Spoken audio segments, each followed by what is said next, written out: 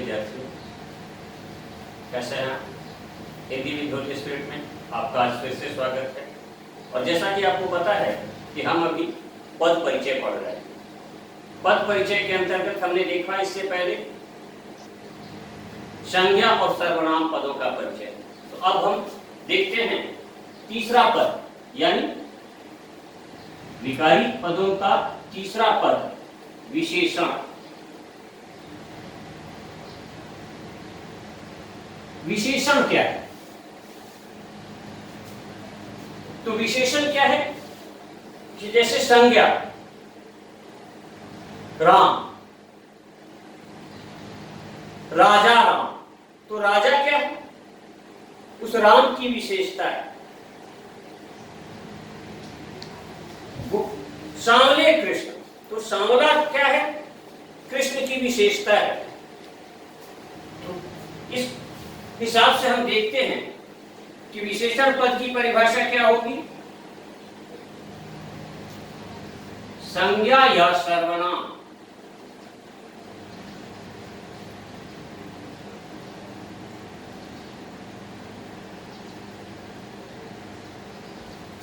संज्ञा या सर्वनाम की विशेषता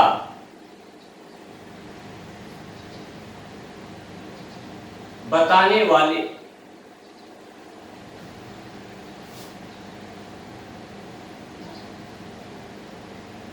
पदों को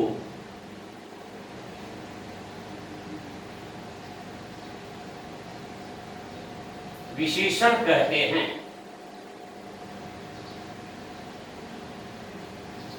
अब जैसे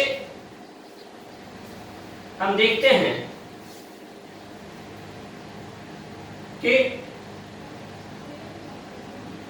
रमेश होशियार है,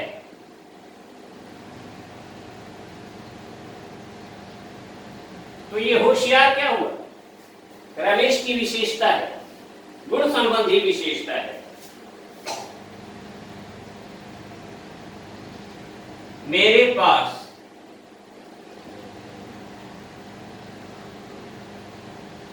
₹5 हैं। अब रुपया संज्ञा है,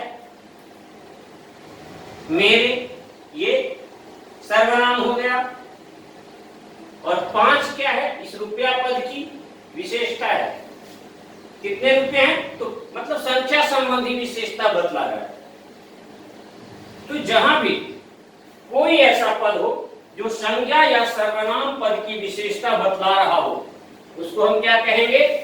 संज्ञा या सर्वनाम पद की विशेषता बतलाने वाले पद को विशेषण कहेंगे।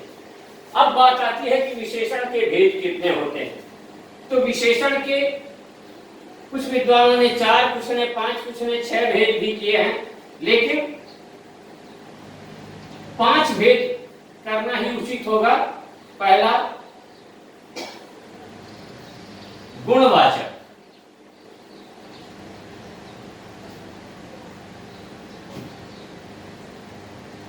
दूसरा,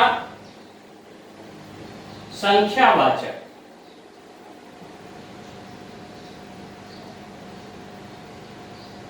तीसरा, परिमाणवाचक।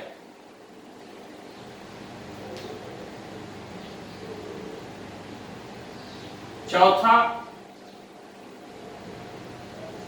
संकेतवाचक या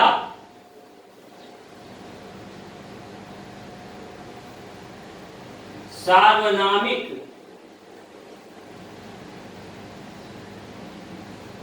विशेषण। दोनों एक ही चीज है। और 5वां, व्यक्तिवाचक विशेषण।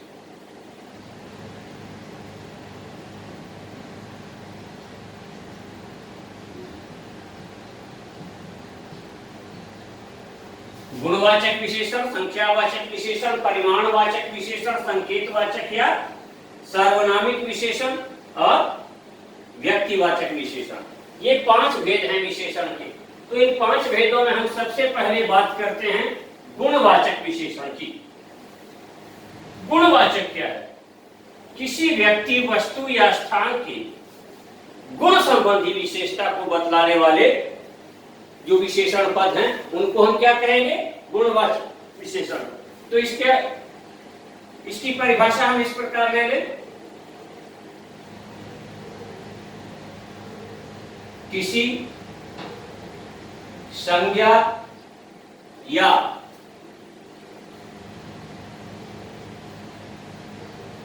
सर्वनाम पद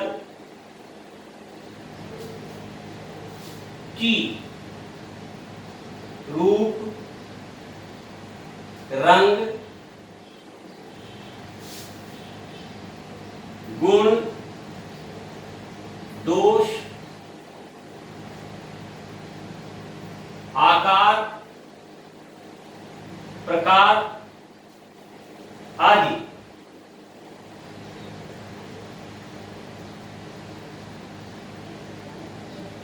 से संबंधित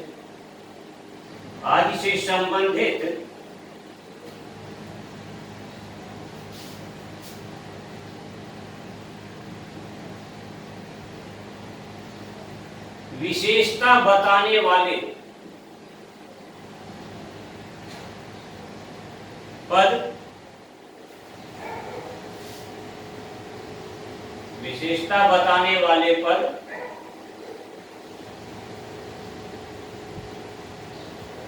गुणवाचक विशेषण कहलाते हैं।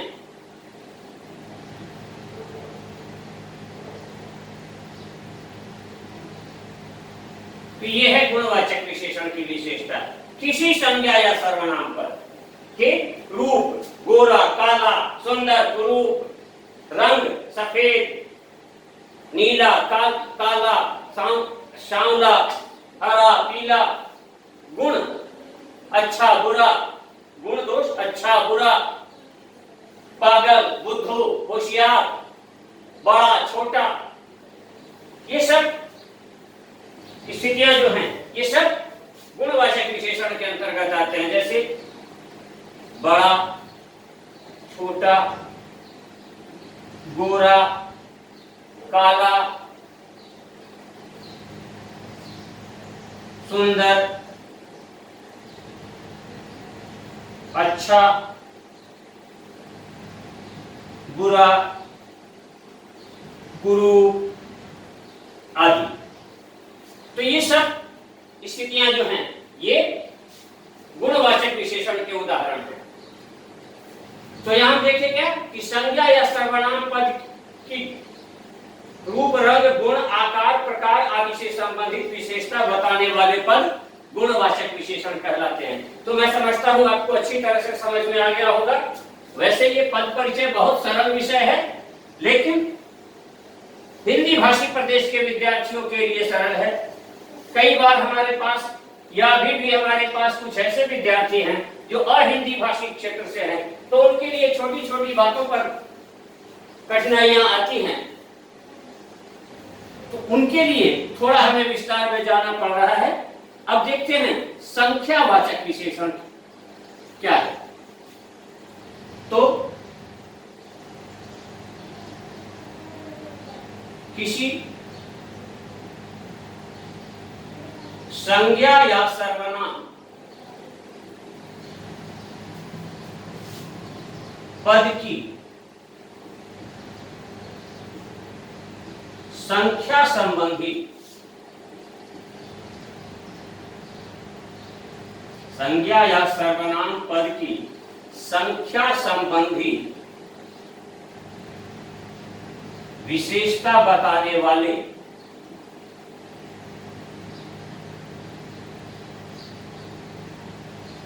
पदों को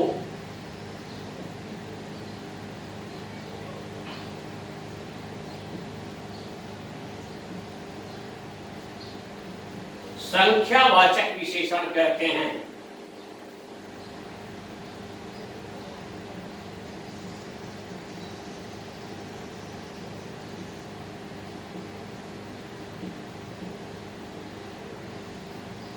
जैसे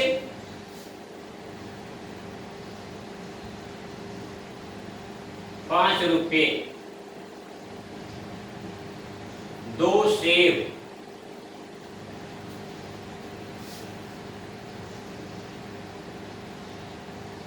12 महीने। तो यहां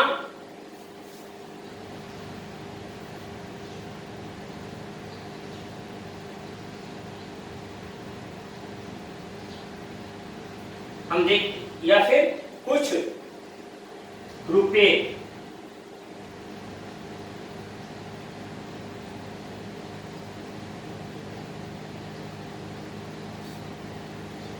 थोड़े से सिपाही या थोड़े से सैनिक,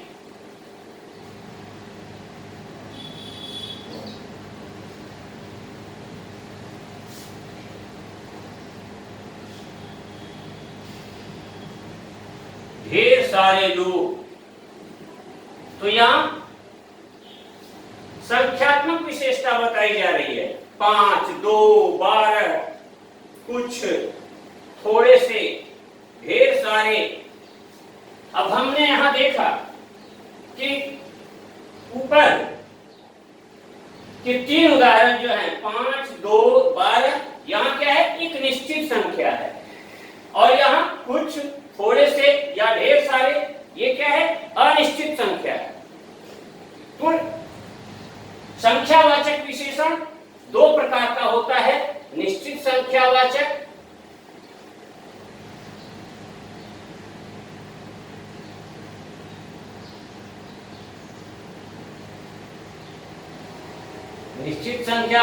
और दूसरा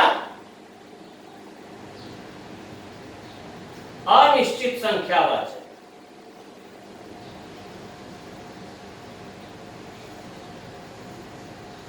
तो जहां निश्चित गिनती हो, निश्चित संख्या बताई जा रही हो, वहां कौन सा विशेषण होगा, निश्चित संख्यावाचक। और जहां अनिश्चित, जैसे कुछ, थोड़े से, ढेर सारे, बहुत सारा, है ना, जरा सा, तनिक, ये सब स्थितियां हो, तो वहां पर क्या होगी, अनिश्चित वाचक विशेषण की स्थिति होगी। तो आपने देख लिया विशेषण का दूसरा भेद क्या है, किसी संज्ञा या सर्वनाम पद की संख्या संबंधी विशेषता बतलाने वाले पदों को संख्यावाचक विशेषण कहते हैं। अब हम देखें तीसरा भेद इसका, परिमाणवाचक विशेषण। परिमाण कहते हैं मात्रा को, क्वांटिटी को। संख्या मतलब नंबर, और परिमाण यानी मात्रा, या हिंदी में मात्रा कह लें, अंग्रेजी में क्वांटिटी। जैसे जो गिनने की चीज है, उनको तो हम गिन के उनकी संख्या बता सकते हैं, लेकिन जो नापने या तौलने की चीजें हैं, उनकी तो हम मात्रा बता सकते हैं।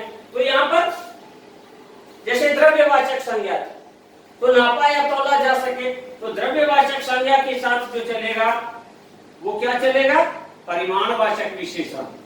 जैसे इसका उदाहरण लेते हैं,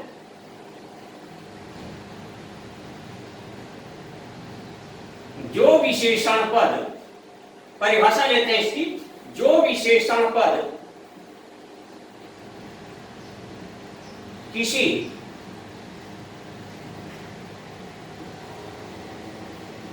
संज्ञा या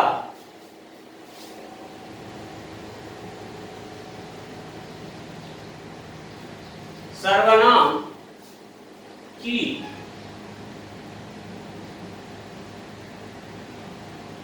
परिमाण अर्थात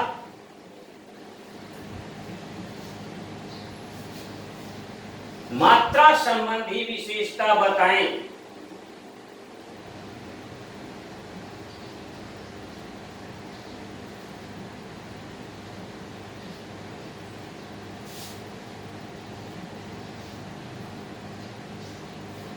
वे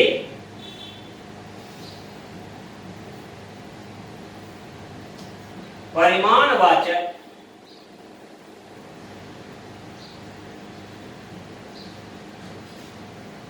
विशेषण कहलाते हैं। वे क्या कहलाते हैं? परिमाणवाचक विशेषण कहलाते हैं। जैसे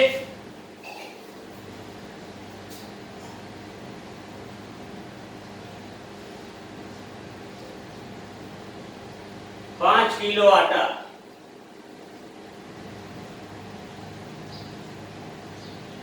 2 लीटर दूध,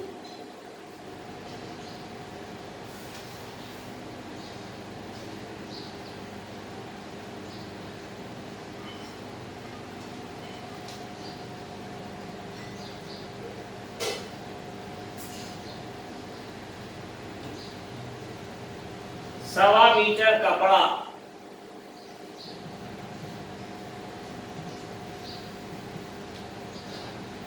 2 बीघा जमीन,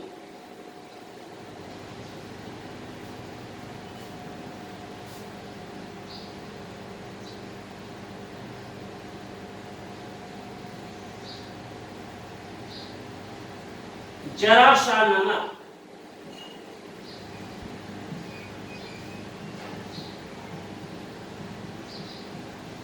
थोड़ा सा जल,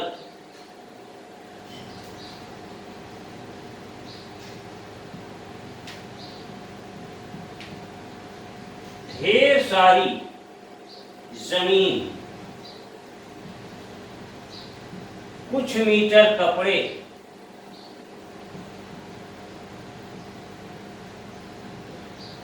तो यहां हम देख रहे हैं कि इसमें भी संख्यावाचक की तरह ही 5, 2, सवा, 2, ये क्या है? निश्चित परिमाण है, निश्चित मात्रा है। और ये जरा सा नमक, अब जरा सा नमक 1 चुटकी भी हो सकता है, एक वो 5 ग्राम भी हो सकता है, 10 ग्राम भी हो सकता है, पाव भर भी हो सकता है, किलो भर भी हो सकता है, लेकिन उसकी मात्रा निश्चित नहीं है। थोड़ा सा जल,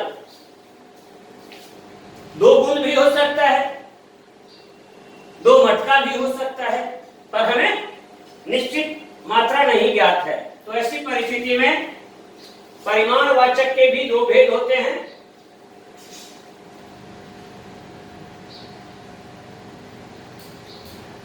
निश्चित परिमाणवाचक और दूसरा हो जाएगा इसका विलोम अनिश्चित परिमाणवाचक।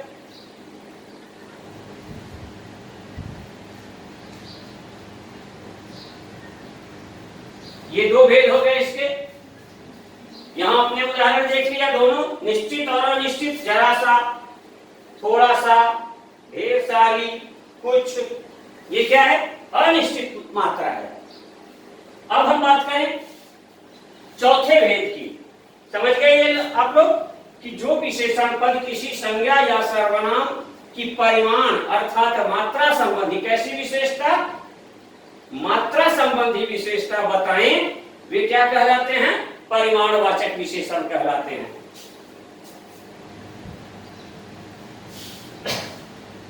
और कोई दिक्कत आए आप पूछा कीजिए। मैं अक्सर देखता हूं कि जब भी हमारी प्रीमियर क्लास होती है तो उसमें hi, hello, good morning, good afternoon यही होता है, या सर ये टाइम सूट नहीं करता है, वो टाइम सूट नहीं करता है।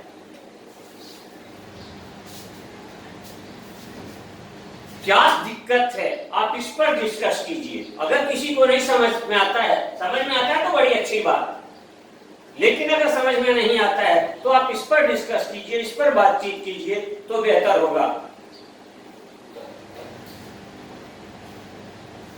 अब बात करते हैं हम संकेतवाचक या सार्वनामिक विशेषण की।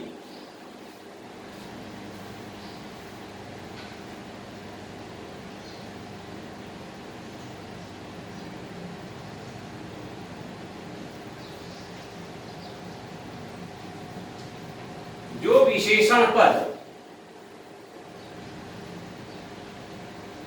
किसी की ओर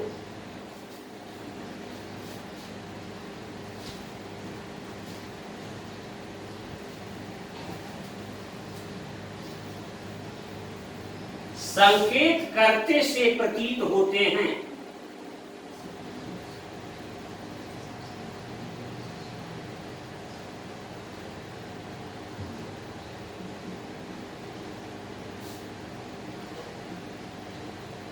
वे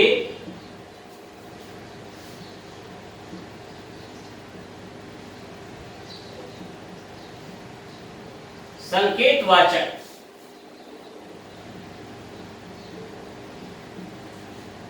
विशेषण कहलाते हैं।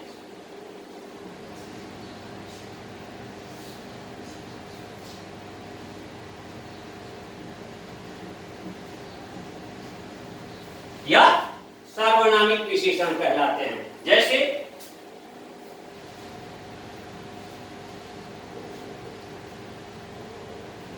यह लड़का, वह लड़की। मान लीजिए ढेर सारी लड़कियां हैं, ढेर सारे लड़के हैं, तो लड़का लड़की क्या हो गया? जातिवाचक संज्ञा है। लेकिन किसी खास की ओर संकेत करके यह लड़का बड़ा सुंदर है, तो यह लड़का, उस खास लड़के की विशेषता बतलाई जा रही है, वह लड़की। तो इस परिस्थिति में क्या होगा? यहां पर संकेत का बोध हो रहा है, तो यहां क्या होगा? संकेतवाचक विशेषण होगा। या इसको सार्वनामिक, या वह, ये सब क्या है? सर्वनाम पद है।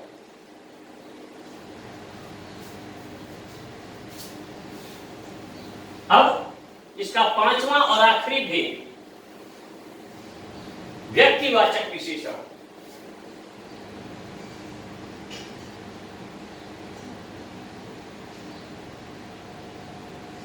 किसी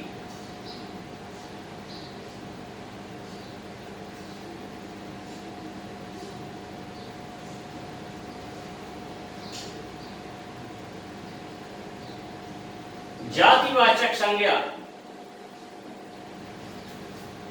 पद को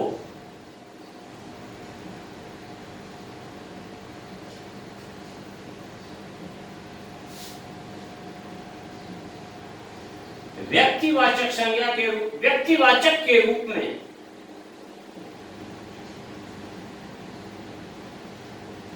अर्थात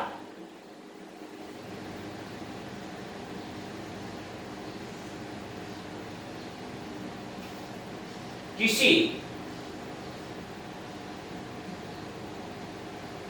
खास के रूप में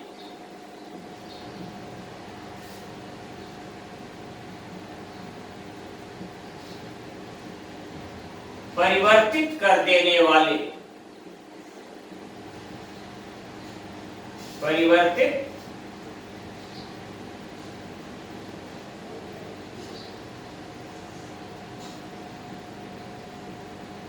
कर देने वाले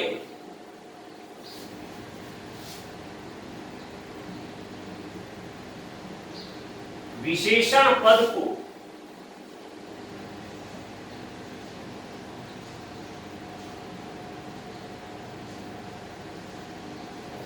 व्यक्तिवाचक विशेषण कहते हैं।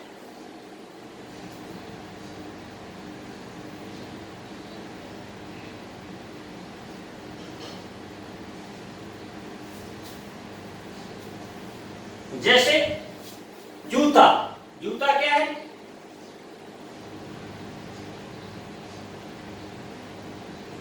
जातिवाचक संज्ञा है, लेकिन अब इसको हम कर दें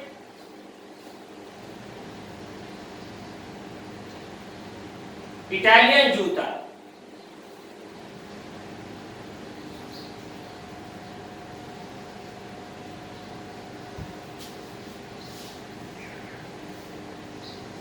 जोधपुरी साफा, साफा क्या है? जातिवाचक संज्ञा है।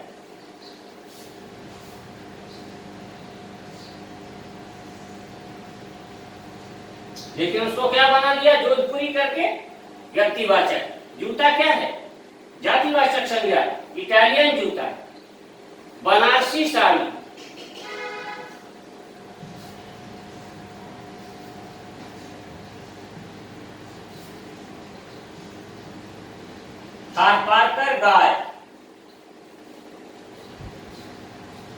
अरबी घोड़ा,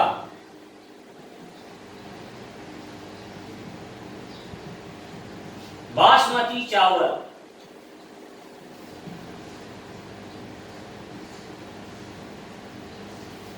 तो यहां पर ये सारी विशेषताएं जो हैं ये उस जातिवाचक संज्ञा को व्यक्तिवाचक संज्ञा में परिवर्तित कर देती है। इसीलिए इसको हम क्या कहते हैं? व्यक्तिवाचक विशेषण कहते हैं।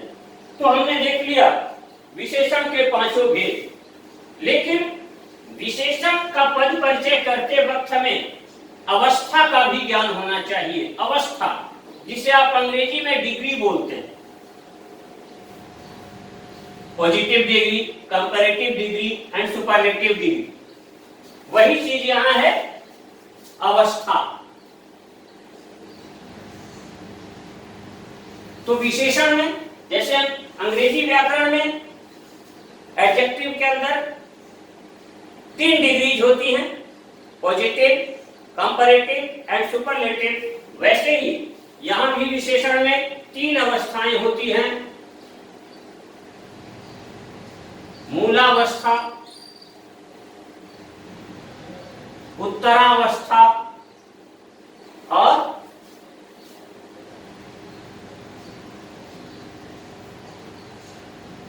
उत्तमावस्था। मूलावस्था क्या है? Positive degree. उत्तरावस्था क्या है? Comparative degree. और उत्तमावस्था क्या है? Superlative degree. जैसे मूलावस्था में हम देखते हैं राम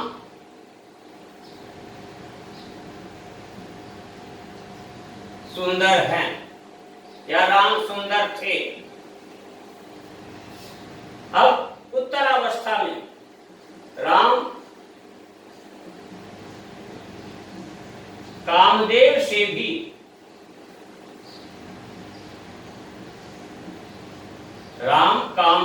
भी सुंदर थे। तो ये क्या है? राम की सुंदरता की तुलना कामदेव से की जा रही है। उत्तमावस्था, राम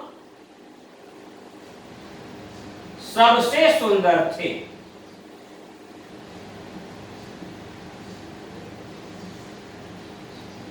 है ना? तो ये 3 वाक्य हमने देखे। इससे हमें सामान्य गुण संबंधी विशेषता जो जहां बताई जाए वहां पर क्या होगा? मूलावस्था होगी। जहां 2 के बीच अंतर किया जाएगा या 2 में तुलना की जाएगी, 2 के बीच तुलना की जाएगी, वहां पर कौन सी अवस्था होगी? उत्तरावस्था। और जहां पर विशेष्य पद को सबसे बढ़ाकर या सबसे घटाकर, सबसे सुंदर, सबसे कुरूप, सबसे बढ़िया, सबसे घटिया, सबसे ऊंचा, सबसे नीचा, जो भी है, तो वो स्थिति क्या होगी? उत्तमावस्था की स्थिति होगी। तो इस प्रकार हमने जान लिया कि विशेषण पद में क्या क्या स्थितियां होती हैं। अब हम अगर बात करें कि विशेषण का पद परिचय देते समय हमें किन बातों पर ध्यान देना होता है, तो सबसे पहले विशेषण का पद परिचय करते समय हमें ध्यान देना होता है, पहली बात, विशेषण के का भेद।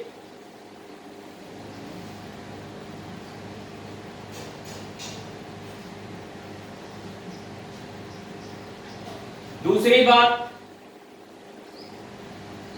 लिंग। तीसरी बात, वचन। चौथी बात, अवस्था। और 5वीं बात, विशेष्य शब्द। विशेष्य शब्द से मतलब है वह संज्ञा या सर्वनाम शब्द जिसकी विशेषता बतलाई जाए। अब जैसे हम देखते हैं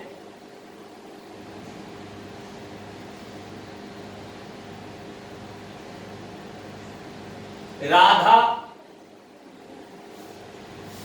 गोरी थी और कृष्ण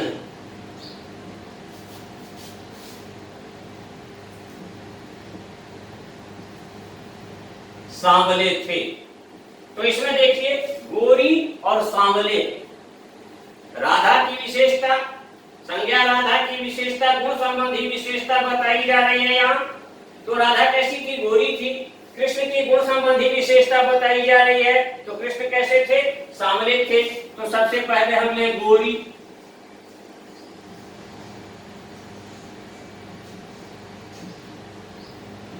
गुणवाचक विशेषण,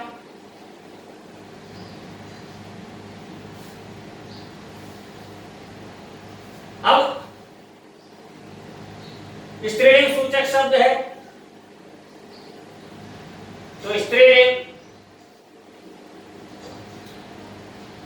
एक वचन,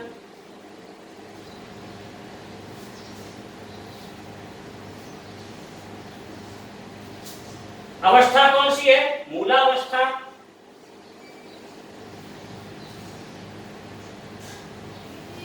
राधा, किसी और से तुलना नहीं की जा रही है राधा के गोरेपन की, तो मूलावस्था है। और किसकी विशेषता गोरी है? तो राधा विशेष्य या राधा संज्ञा, विशेष्य अर्थात संज्ञा, राधा विशेष्य की विशेषता बतलाती है। इन 5 बिंदुओं पर हम इसका परिचय दे सकते हैं। अब जैसा कि मैंने पहले भी बताया था, परीक्षा में पूछा जाता है 2 बिंदुओं के आधार पर, तो पहला बिंदु तो ये निश्चित होगा, बाकी आपको जो समय ध्यान रहे। अब यहां सांवले, तो इसमें भी बाकी सारी चीजें एक ही रहेंगी, जैसे गुणवाचक विशेषण पुल्लिंग हो जाएगा, यहां एक वचन, अवस्था यहां भी मूलावस्था हो जाएगी,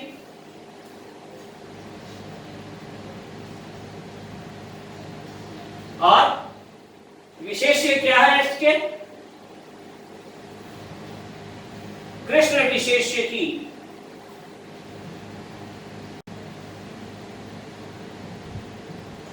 विशेषता बतलाता है।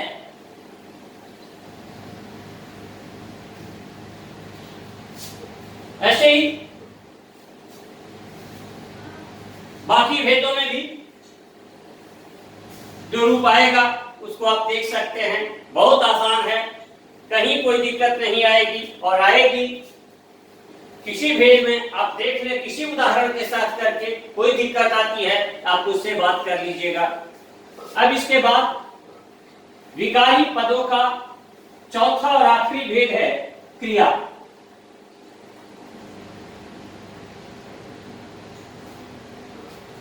तो क्रिया क्या है? अंग्रेजी में जिसे आप वर्ब बोलते हैं, तो क्रिया क्या है? क्रिया यानी कार्य। तो जिस शब्द से किसी क्रिया के यानी कार्य के करने या होने का बोध हो, उसको हम क्या कहते हैं? क्रिया कहते हैं। जैसे राम पढ़ता है, तो राम के द्वारा जो पढ़ा जा रहा है, वो पढ़ना क्या है? संज्ञा या सर्वनाम के द्वारा जो कार्य किया जाता है या संज्ञा या सर्वनाम जो होता है, उसको हम क्या कहते हैं? क्रिया कहते हैं। तो आप इसको इस तरह से परिभाषित कर सकते हैं, जिस पद से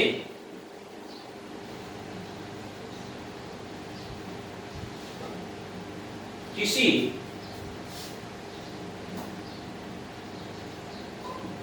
कार्य के करने या होने का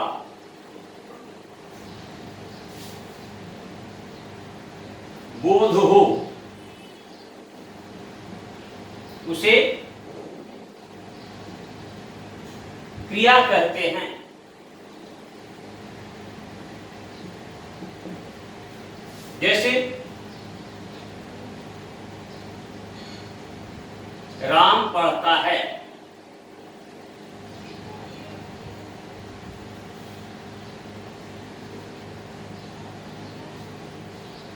मोहन दूध पीता है।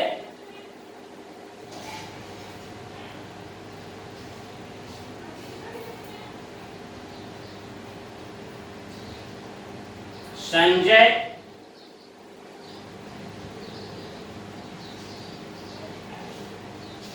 साइकिल से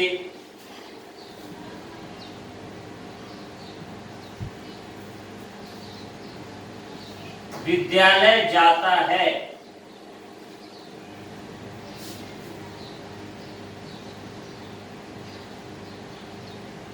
वह खाकर सो गया।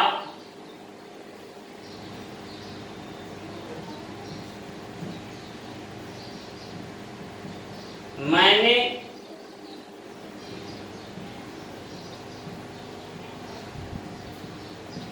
पुस्तक पढ़ ली। ये सारी स्थितियां जो हैं किसी न किसी कार्य को करने या होने की बात बता रहे हैं। तो यहां पर क्या होंगे, इन सब में कौन सा पद आ रहा है? पढ़ना, पढ़ता है, पीता है, जाता है, सो गया, पढ़ ली। ये सारी स्थितियां किसमें आएगी? क्रिया के अंतर्गत आएगी। अब हम बात करें कि क्रिया के भेद कितने होते हैं। जब बाकी विकल्प पदों के भेद हुए हैं तो क्रिया के भेद कैसे नहीं होंगे? फिर तो नाइंसाफी होगी अगर इसके भेद नहीं होंगे तो इस बेचारी क्रिया के साथ, है ना। बाकी दो तीन तो पुल्लिंग थे, एक स्त्रीलिंग होगी क्रिया। तो लोग क्या कहेंगे? पुरुष प्रधान देश में स्त्रीलिंग के साथ अन्याय हो रहा है, तो हम ये अन्याय नहीं होने देंगे। हाँ, हम क्या करेंगे? क्रिया के भी भेद करेंगे, है ना। तो आइए देखते हैं क्रिया के भेद। तो क्रिया के दो भेद होते हैं। कितने भेद होते हैं? दो भेद। पहली क्रिया क्या होगी? पहला भेद क्या होगा? अकर्मक क्रिया। और दूसरा भेद होगा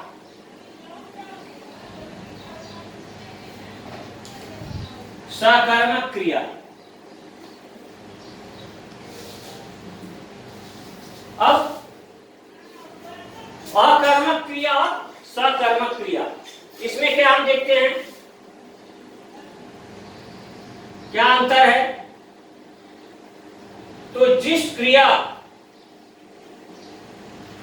हमने वाक्य में देख लिया था कि अकर्मक क्रिया क्या है, सकर्मक क्रिया क्या है, फिर भी हल्की सी जानकारी ले लेते हैं। जिस क्रिया के साथ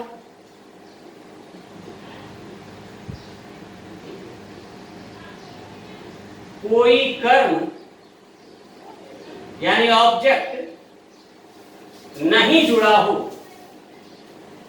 कोई कर्म नहीं जुड़ा हो, उसे क्या कहेंगे?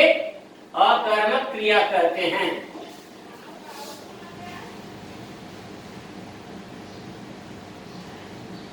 उसे अकर्मक क्रिया कहते हैं। जैसे बच्चा रोता है,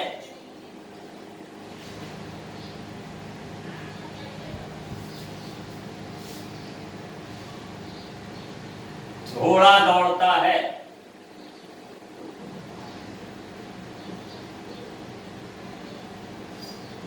यहां कर्ता के बाद सीधे क्रिया आ जाती है, बीच में कोई कर्म नहीं आ रहा है। तो ऐसी परिस्थिति में क्या होगा? अकर्मक क्रिया होगी। और जिस क्रिया के साथ, दूसरी बात हम ले, बच्चा रोता है तो बच्चा कैसे रोता है? जोर से रोता है, धीरे रोता है, सुबह सुबह कर रोता है, ये सब नहीं लिखा हुआ है यहाँ। तो यहाँ पर क्या होगा? अकर्मक क्रिया होगी। घोड़ा दौड़ता है, कैसे दौड़ता है? तेज दौड़ता है, धीरे धीरे दौड़ता है, सरपट दौड़ता है, दुल्की चाल में दौड़ता है, हमें नहीं पता है। तो यहाँ पर क्या होगी? क्रिया अकर्मक क्रिया होगी। और दूसरी स्थिति, जिस क्रिया के साथ कोई कर्म यहां से नहीं हटा दे, नेगेटिव से इसको पॉजिटिव बना दे, कोई कर्म जुड़ा हो, तो उसे क्या कहेंगे? हम सकर्मक क्रिया कहते हैं।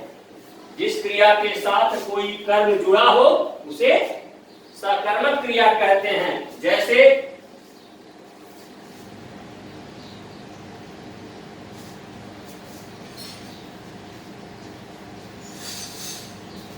राम ने धनुष तोड़ा।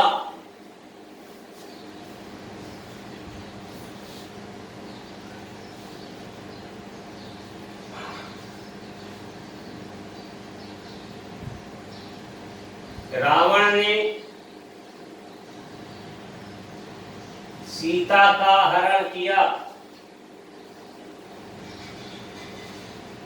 रावण ने सीता का हरण किया।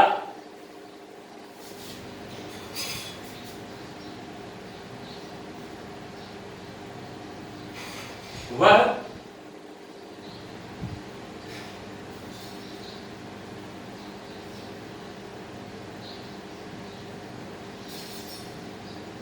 अलमारी से किताब निकालता है।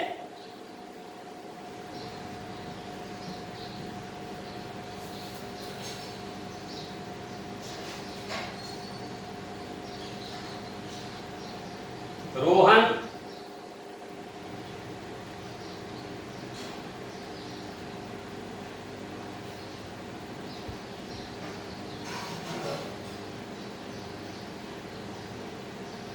रोहन ट्रैक्टर से खेत जोतता है। अब यहां हम देखते हैं, राम करता है, तोड़ा क्रिया है, बीच में धनुष कर्म आ गया। रावण करता है, हरण करना क्रिया है, बीच में सीता कर्म आ गई। वह, अब इसमें दो कर्म आ गया, अलमारी और किताब। यहां भी दो कर्म आ गया, ट्रैक्टर और खेत। तो सकर्मक क्रिया के दो भेद होते हैं, एक कर्मक क्रिया और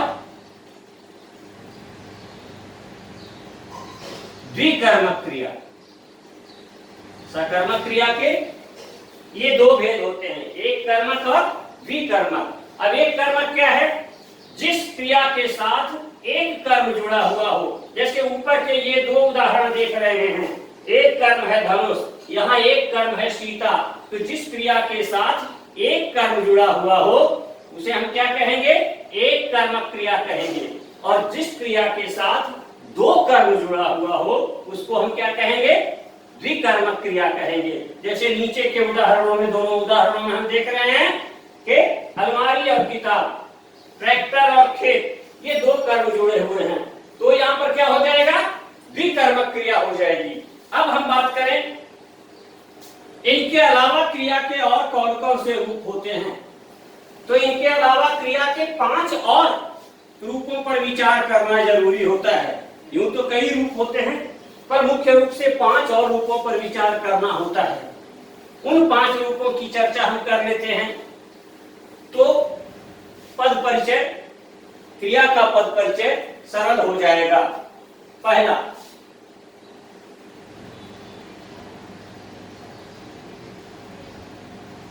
विधि सूचक क्रिया। विधि सूचक क्रिया यानी जिस क्रिया के द्वारा कोई आदेश यानी व्यवस्था दी जाए उसे हम क्या कहेंगे? विधि सूचक क्रिया। जैसे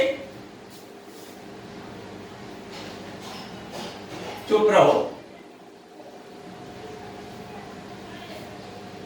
अब इसको हम इस तरह से लें,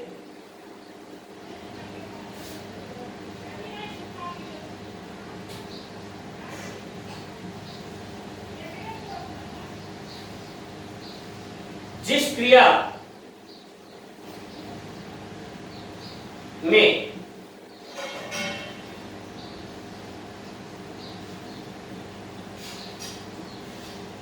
व्यवस्था देने अर्थात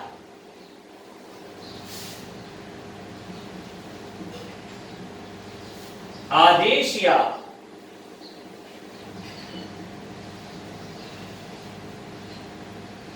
अनुरोध का, आदेश या अनुरोध का बोध हो उसे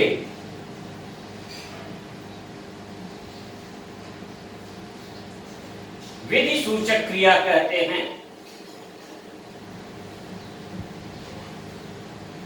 जैसे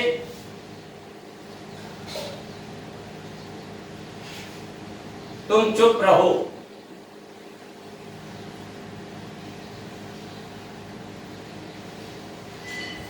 उधर बैठ जाओ,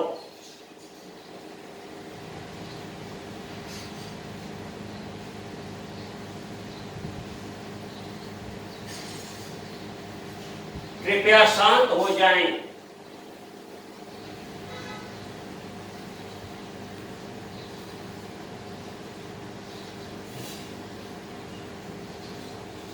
शोर ना करें,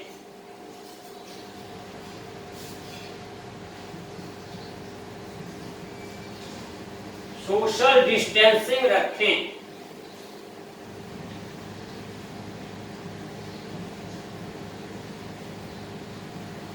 तो ये सारी स्थितियां जो हैं, जैसे एक व्यवस्था दी जा रही है, तो इसमें हम क्या कौन सी क्रिया देखते हैं? विधि सूचक क्रिया। दूसरा है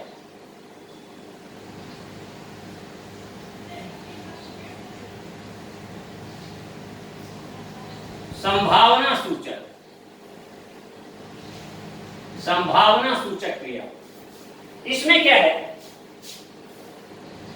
कि ये क्रिया तभी घटित हो सकती है जब सामने वाला इसके लिए तैयार हो। हम तो तैयार हैं, पर सामने वाला तैयार हो तो ये क्रिया घटित हो सकती है। तो इसको हम इस प्रकार से देखते हैं।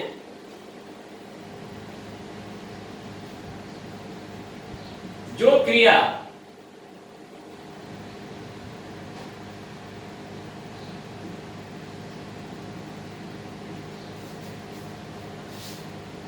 संभावना पर आधारित हो,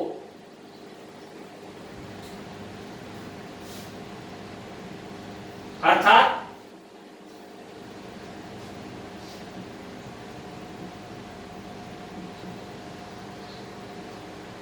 तभी घटित हो जब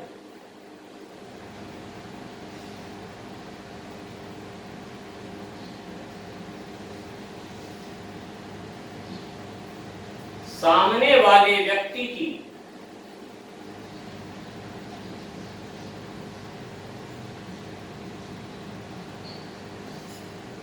स्वीकारोक्ति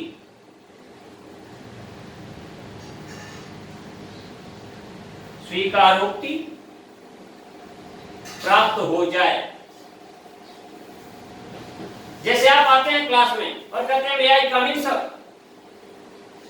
बिल्कुल दरवाजे पर आप खड़े हैं, लेकिन जब तक टीचर नहीं बोलता है यस कम इन, तब तक आप वहीं खड़े रहते हैं। आपके आने की संभावना है, पर कब? जब टीचर की स्वीकारोक्ति होगी, मैं आऊं, मैं जाऊं। मतलब यहां पर संभावना सूचक अनुरोध की स्थिति होती है ना?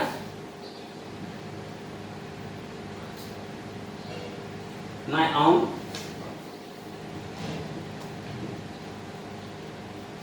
मैं जाऊं,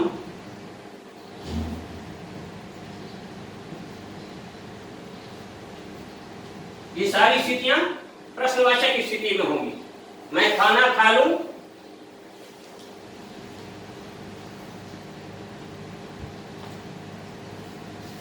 तो जैसे किसी से अनुशासन मांगने की स्थिति, अनुदेश मांगने की स्थिति हो, वहां की जो क्रिया होगी वो क्या कहलाएगी?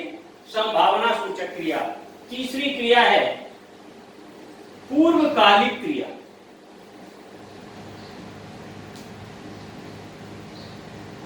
पूर्वकालिक क्रिया, पूर्वकालिक क्रिया से मतलब ये नहीं है कि कोई क्रिया पूर्व काल में घटित हो गई हो, नहीं। जहां एक क्रिया के बाद दूसरी क्रिया होती है, वहां की जो पहली क्रिया होगी उसको हम पूर्वकालिक क्रिया कहते हैं। पूर्वकालिक क्रिया क्या है? जहां एक क्रिया के बाद दूसरी क्रिया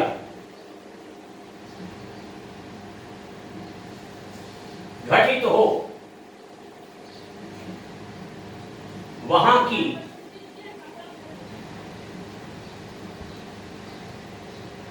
पहली क्रिया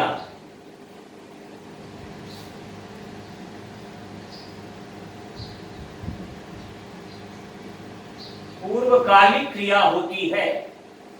वहां की पहली क्रिया पूर्वकालिक क्रिया होती है। जैसे वह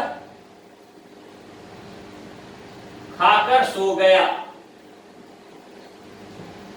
तो पहले खाने की क्रिया हुई है, उसके बाद सोने की क्रिया हुई है।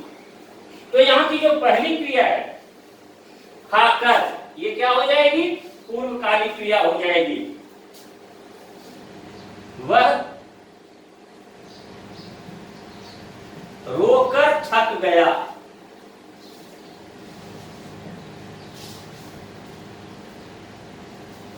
वह आकर चला गया। तो इन सारी जगहों पर मतलब आप ये जान लें कि जिस वाक्य में एक के बाद दूसरी क्रिया हो रही है और जिस क्रिया के साथ कर शब्द जुड़ा हुआ है, आंख बंद करके मान लीजिए वो क्या है? पूर्वकालिक क्रिया है। मैं नहा कर आऊंगा, मैं आकर खाऊंगा, तो ये सारी स्थितियां जो हैं वो कहां होगी? पूर्वकालिक क्रिया में। अब चौथी स्थिति है संयुक्त क्रिया।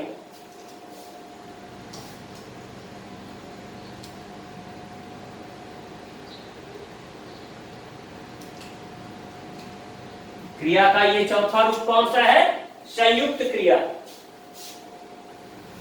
संयुक्त क्रिया जैसे संयुक्त व्यंजन, तो उसमें क्या होता है? दो व्यंजनों का योग होता है। जैसे क प्लस श, तो हम क्या बना देते हैं? श, है ना।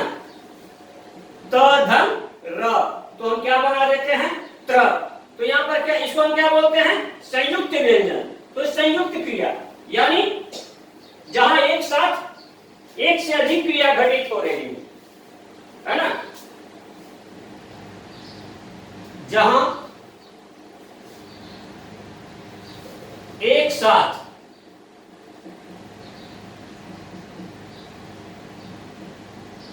एक से अधिक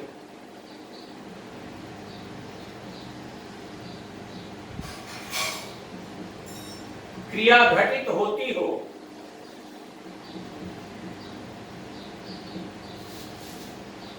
वहां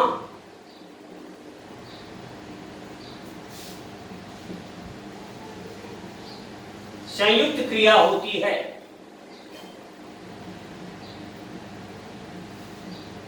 जैसे मैंने पुस्तक पढ़ ली, उसने दूध पी लिया,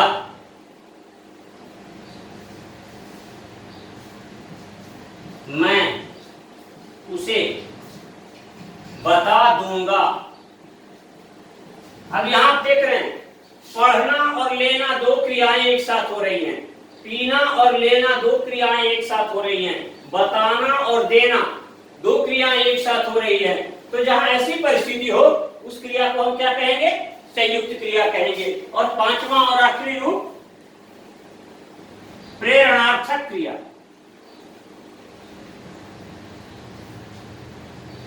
प्रेरणार्थक यानी प्रेरणा के अर्थ में प्रयुक्त होने वाली जो क्रिया होती है उसको हम क्या कहते हैं? प्रेरणार्थक क्रिया कहते हैं। जहां हम किसी को प्रेरित करें, जैसे कृष्ण ने अर्जुन को प्रेरित किया युद्ध लड़ो, तो यहां कर्ता कृष्ण है, कृष्ण ने अर्जुन से युद्ध करवाया तो कर्ता कृष्ण है, पर कर्ता खुद काम नहीं करके किसी और से करवाता है।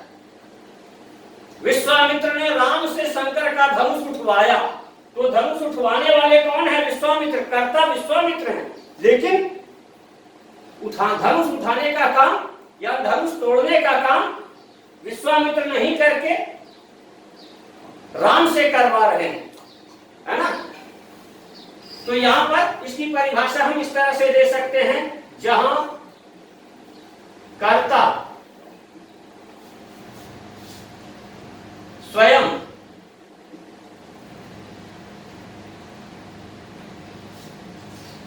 क्रिया नहीं करके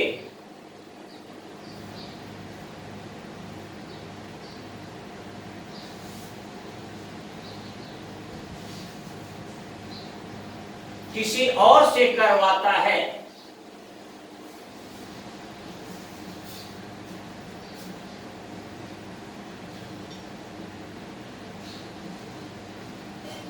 वहां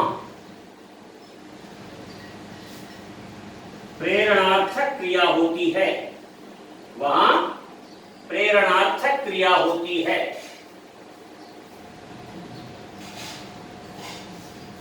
जैसे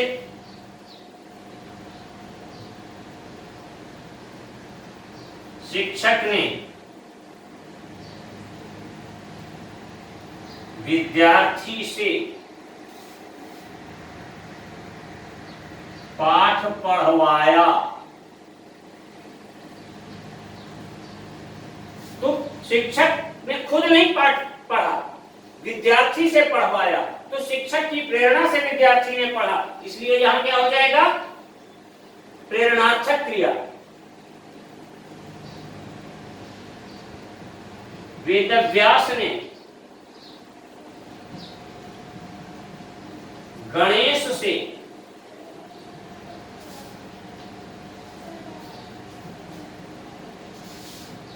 भागवत लिखवाई, खुद नहीं लिखे, बोलते गए, डिक्टेट करते गए और गणेश ने उसको लिपिबद्ध किया। तो यहां कर्ता वेदव्यास है। श्रीमद् भागवत महापुराण किसकी रचना है? वेदव्यास की रचना है, लेकिन खुद नहीं लिख करके उन्होंने लिखवाया भगवान गणेश से। तो जहां कर्ता कोई क्रिया खुद नहीं करके किसी और से करवाता है तो वहां प्रेरणार्थक क्रिया होती है। तो आपने अच्छी तरह से देख लिया विशेषण क्या है और क्रिया क्या है। अब क्रिया के पदों का परिचय हम अगले कालांश में देंगे, है ना। पद परिचय का क्या तरीका है, कैसे पद परिचय देते हैं क्रिया का, ये हम अगले कालांश में चर्चा करेंगे, क्योंकि आज कक्षा बहुत लंबी हो रही है और फिर उसके आगे के बचे हुए भाग भी हम अगले कालांश में करेंगे।